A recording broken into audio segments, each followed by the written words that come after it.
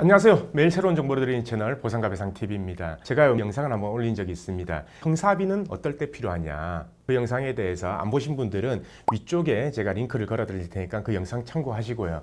자, 그러면 오늘은 형사비를 할 때요, 우리가 합의금을 가해자하고 조율을 할 거 아닙니까? 이 합의금을 조율을 할 때요, 과연 변호사의 조력을 받는 게 유리한지 아니면 혼자 사는 게 유리한지, 그거에 대해서 한번 제가 간략하게 말씀드리려고 합니다. 자, 통상적으로 우리가 형사합의하는 경우 12대 중과실 사고가 있든지 아니면 사망사고, 그리고 중상해 사고, 음주, 무면허, 뺑소니 다 포함인 거죠, 여기에는. 자, 이런 사고일 경우 가해자하고 형사합의를 하게 되는데요. 실질적으로 이렇게 형사합의를 하는 경우라고 하더라도요, 예를 들어서 진단이 6주 미만이다. 그러면은 이렇게 생각하시면 돼요. 평균적으로 주당 한 50만 원에서 80만 원 정도로 이 합의금이 결정된다. 자, 그 기준은 뭐냐? 벌금 나오는 기준이 대략 그 정도 된다. 물론 정확한 건 아닙니다. 그래서 이 6주 이하 같은 경우에는요, 변호사의 조력이나 필요 없이 본인이 가해자하고 협상하고 밀고 당기기를 통해서 합의금을 결정을 하시면 됩니다. 단 이렇게 합의금을 결정하고 합의를 할 때는요, 채권 양도 각서라고 꼭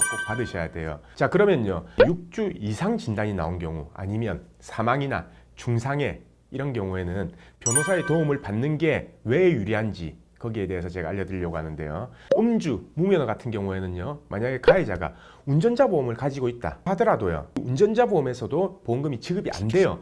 그렇기 때문에 본인이 전부 다 이걸 해결해야 됩니다. 하지만 다른 사고 같은 경우에는 운전자 보험이 있다면 운전자 보험에서 사망 중상해 같은 경우에는요, 한도가 전부 다 나옵니다. 예전 거 같은 경우에는 2천만 원, 3천만 원짜리 붙어 있고요. 그리고 지금은 1억짜리까지 나오죠. 그리고 운전자 보험이 적용되는 경우는요, 변호사 비용, 가해자가 변호사를 선임한다 라고 했을 때 이 변호사 비용까지 운전자 보험에서 커버가 돼요. 그렇기 때문에 거의 이런 사고 같은 경우에 대부분은 가해자가 변호사를 선임하게 됩니다. 근데요, 반대로 피해자가 변호사를 선임 안 해 있는 상태다. 피해자는 가해자 쪽 변호사하고 얘기를 해야 돼요. 과연 일반인이 변호사랑 이야기했을 때 밀고 당기기에서 더 잘할 수 있을까요? 제가 생각했을 때는 아닐 겁니다. 그렇다면요, 피해자도 이 변호사를 선임해서 같이 대응을 해야 된다는 거예요. 솔직히 이 피해자 입장에서는요, 나중에 가해자 처벌을 어떻게 하면 무거워지고 어떻게 해야지 압박을 받아서 조금이라도 합의금의 성의를 보일까, 이 방법에 대해서는 잘 모르거든요. 하지만 교통사고 전문 변호사 사무실에서는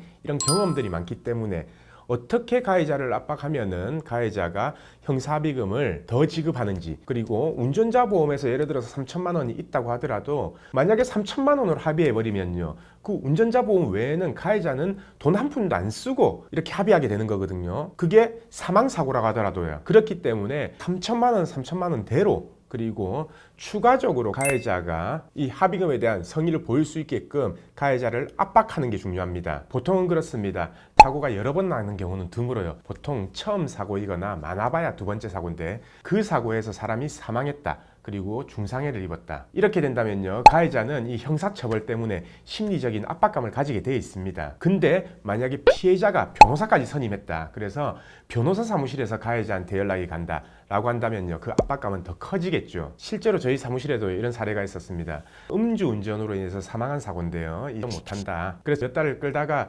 결국에는 가해자가요, 형사 재판을 앞두고 나서 연락이 오더라고요. 그때 받은 형사 합의금이 1억 원이었습니다. 왜냐, 가해자 입장에서는요, 형사 합의를 안 하고 재판을 가게 되면요, 재판에서 법정 구속이 될 가능성이 상당히 큽니다. 그렇기 때문에 어떻게든지 합의를 하게 되는 거죠.